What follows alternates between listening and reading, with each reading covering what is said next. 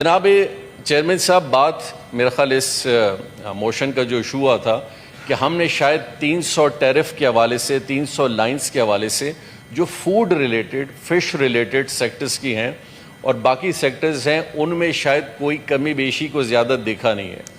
دیکھیں، اس national tariff policy میں جو ہم لائے ہیں اس میں تقریباً آپ کے 900 ایسے آئٹمز ہیں جن کو بالکل نہیں چھیڑا گیا ہے، لیکن 300 ایسے آئٹمز ہیں جن کے اندر بہت ڈیوٹیز کو کم کیا گیا ہے۔ اب مثال کے طور پہ میں آپ کو دیتا ہوں، بہت سارے ایسے پروڈکٹ جو پاکستان میں بنتے بھی نہیں ہیں اور پاکستان میں دستیاب بھی نہیں ہیں، تو آپ نے ان کے ٹیرف 40% پہ رکھے ہوئے ہیں۔ کیوں؟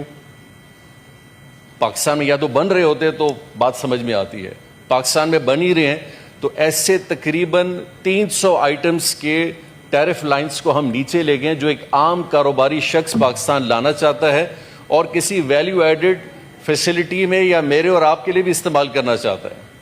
کچھ فکسڈ ہیں لیکن یہ تقریباً 4 سال کا پروسیس ہے۔ کچھ چیزیں آپ کی اگلے سال نیچے جائیں گی، کچھ آپ کے 2 سال بعد جائیں گی، کچھ 4 سال بعد جائیں گی اور کچھ فائنلی 5ویں سال جائیں گی۔